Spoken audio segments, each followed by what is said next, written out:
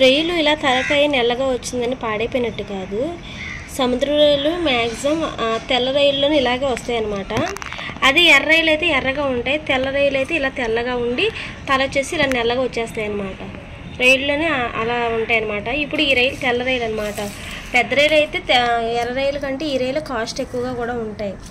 ఇంక ఇవి ఈ తల ఎలాగో మనం తీసేస్తాం కదా, తలతో మనకు పని లేదు, తల తీసేస్తాం, ఇవి కూడా తీసేస్తాం. తర్వాత ఈ చివరిని తీసేసి ఇంకా అంతే, రొయ్యలు ఇలా క్లీన్ చేసుకోవడమే ఈజీగా ఉంటుంది అనమాట.